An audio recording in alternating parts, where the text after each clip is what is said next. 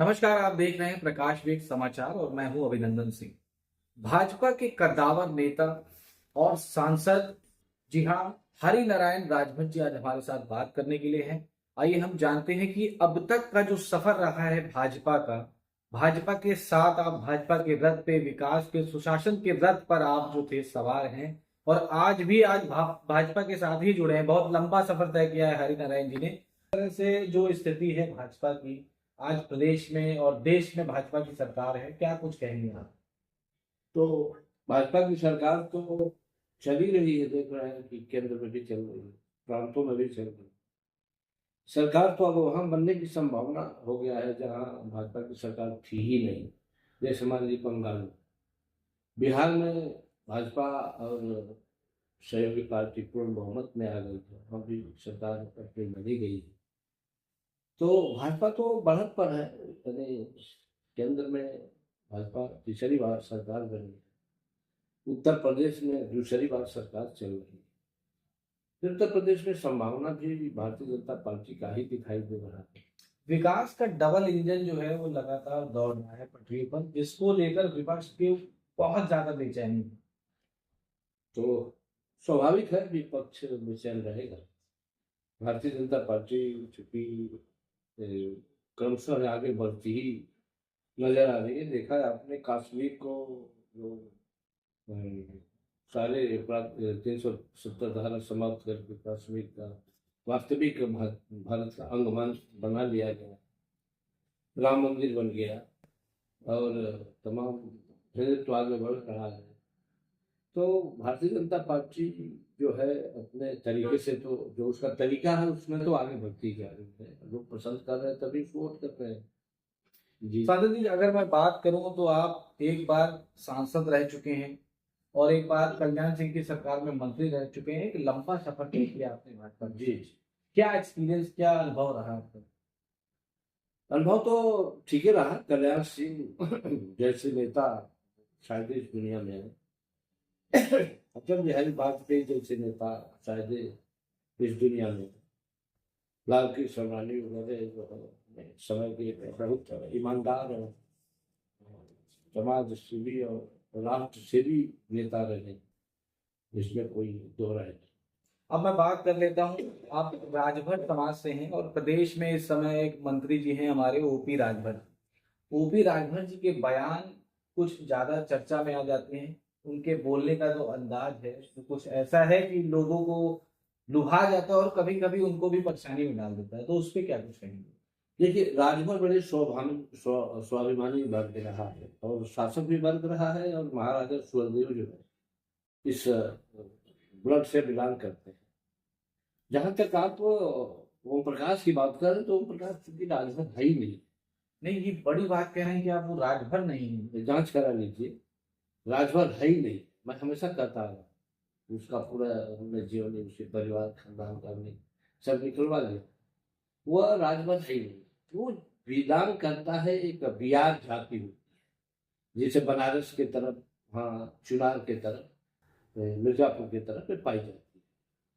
ये जो है 1999 वगैरह के करीब जो है, मैंने महाराजा सुहेलदेव की मूर्ति लगवाया था भारतीय जनता पार्टी की सरकार में, जब मैं जेल में थी। तो राजनाथ सिंह जो है उस समय भाजपा के प्रदेश अध्यक्ष थे, कल्याण सिंह मुख्यमंत्री थे, लालजी टंडन जो है नगर विकास मंत्री थे। तो लालजी टंडन के संयुक्तों में, यानी महाराजा सुहेलदेव जी की मूर्ति में राजनाथ सिंह जी की अध्यक्षता में नूर मंदिर तिराहा लखनऊ को लगवाया। उसी समय इसने बनारस के सड़कों पर गुड़ऊ नाच में जोकर का काम करता था। रात को और दिन में टेम्पो चलाता। रात को जो नाच में जोकर ही करता था और दिन में टेम्पो चलाता था। अब इसने आ करके, नहीं मालूम क्या इसके समझ में आया कि एक पार्टी बना लिया सुहेलदेव जी के नाम पर, और लगा यहाँ रसड़ा के में आकर के राजभरों को कहने के हम राजभर हैं और आप लोगों को एसपी जी राजभरों वाली कोई पार्टी है, कोई सरकार सुनता है। और राजभरों को मिसगाइड किया और कहा कि हम चुनाव नहीं लड़ेंगे, हमारे परिवार का कोई नहीं लड़ेगा, हम सिर्फ आप लोगों के विकास के लिए काम करेंगे, आरक्षण दिलवाएंगे, आप लोगों को दरोगा बनाएंगे, आप लोगों को मंत्री बनाएंगे, मुख्यमंत्री, तमाम नाना प्रकार के प्रलोभन किया। ये राजभर समाज अशिक्षित वर्ग है, इसलिए उसके चक्कर में आ गया और उसके साथ रुपया पैसा देने लगा। अब इसमें लगा कुल धीरे धीरे बढ़ते बढ़ते अब 2022 में ये मिल गए श्री अखिलेश जी, इसको 17 सीटें दिया, 2 पर बापे कुत्ते चुनाव लड़े रसला में और अरे जहूराबाद में और बांसुरी में। उसके बाद बाकी सारी 15 सीटें बेच दिया। अच्छा सांसद जी, ये तो उनका जो चीजें रही हैं, लेकिन अभी एक मुद्दा गरमाया हुआ है प्रदेश में कि राजभर समाज के आरक्षण पर। जी, तो ये बड़ा मुद्दा है और जिसका बिगुल जो है ओम प्रकाश राजभर जी फूंक रहे हैं। नहीं, ओम प्रकाश राजभर कहता आया, अब तो वो भाग रहा है। मैंने जोगी जी से मुलाकात किया, उन्होंने कहा कि अगर आरक्षण का प्रस्ताव विधानसभा में आएगा तो हम उसको पास करके केंद्र को भेज देंगे। मैंने केंद्रीय गृह मंत्री जी से बात किया, यानी अमित शाह जी से, वो कहा कि जब भी आपका प्रस्ताव उत्तर प्रदेश सरकार से पास होकर के केंद्र में आ जाएगा, मैं आरक्षण दिलवा देंगे। तो राजभरों ने इस पर दबाव दे रहा है कि भाई हमारा प्रस्ताव, तू विधायक हो, तू मंत्री हो, तुम्हारा ही अधिकार है प्रस्ताव रखने के लिए सदन में, तो हमारा प्रस्ताव रखो कि हमारा आरक्षण मिल जाए। तो अब तक आरक्षण की बात कर रहा था, अब भाग रहा है, अब आरक्षण नहीं दिलवाना चाहता है। और नहीं तो एक दिन बयान दिया था कि राजभर लोगों को तो आरक्षण 1932 में ही मिल गया था। अच्छा, ये आजादी से पहले ब्रिटिश हुकूमत में ही आरक्षण कैसे लागू हो गया? अब यही तो बात समझ में नहीं आ रही कि उसने कह रहा है कि 1932 में भी आरक्षण मिल गया है, ये लोग आरक्षण लेना ही नहीं जानते हैं, ले ही नहीं रहे हैं, तो अब कहां से आरक्षण आएगा? आरक्षण से भाग गया। फिर उसके बाद कह रहा है कि आरक्षण मिले 32 वर्ष हो गया, तो इसकी गिनती ही इसका गड़बड़ है। अब आजादी से पहले मिल गया कह रहा है, फिर 32 वर्ष की बात कह रहा है, तो क्या कहा जाता है, कहा नहीं है। देश 1947 में आजाद होता है और 1932 में ही आरक्षण मिल जाता है, ऐसा कहना है ओम प्रकाश राजभर जी जी। लेकिन आज भी आरक्षण के लिए जो मांग उठ रही है और आरक्षण को लेकर वो लगातार बात करते हैं, चर्चा करते हैं, बयानों में उनके अक्सर सुना जा सकता है, लेकिन आरक्षण तो 1932 में मिल चुका है। जी जी। वो फिर किस आरक्षण? वही कह रहा है, वही कह रहा है कि 1932 में आरक्षण मिल गया है, लोग आरक्षण ले ही नहीं पा रहे हैं, तो अब कहां से आरक्षण मिलेगा? अब वो कौन सा आरक्षण देना? हाँ, अब ये कहना, तो अब कहने का मतलब कि वो राजभरों को सिर्फ बुलवा रहा है, दिखा रहा है कि हम आपकी लड़ाई लड़ रहे हैं।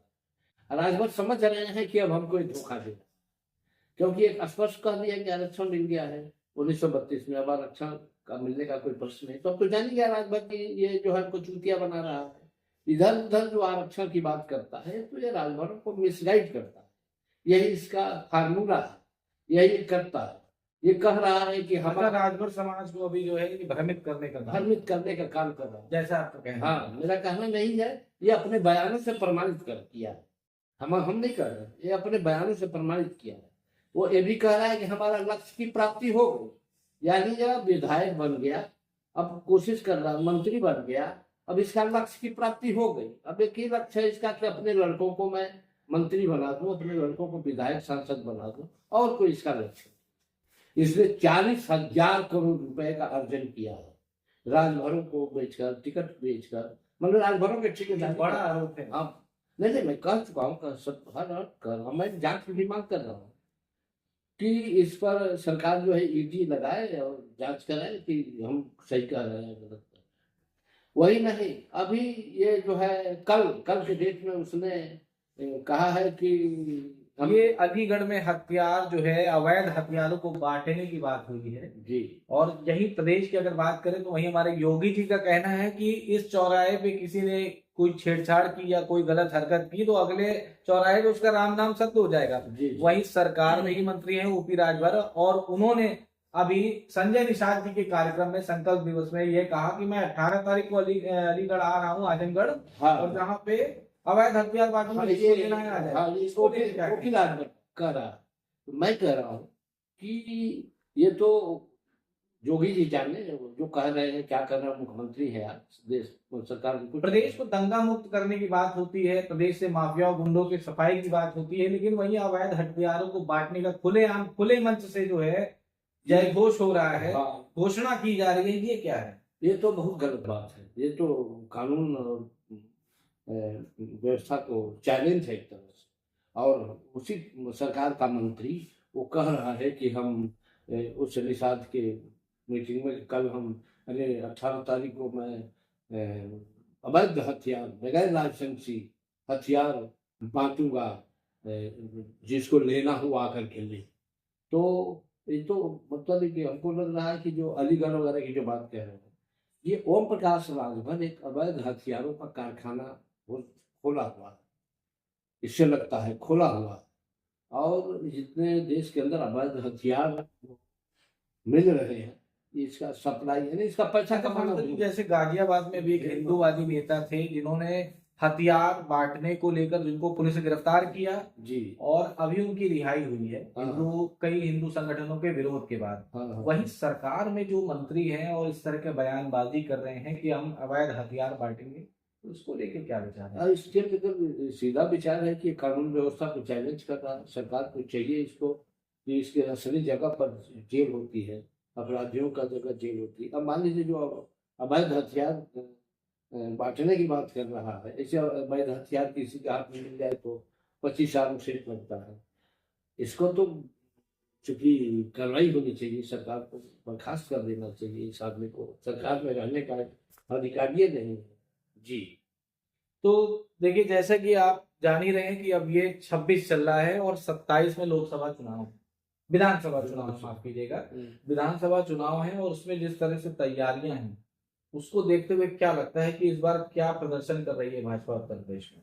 देखिए, भाजपा की बात अलग है, मगर ओम प्रकाश राजभर अगर भारतीय जनता पार्टी के साथ चुनाव लड़ेगा तो पूर्वांचल में 2024 में चुनाव लड़ा था लोकसभा के समय में, तो पूर्वांचल एकदम खत्म हो गया, भारतीय जनता पार्टी भी खत्म हो गई।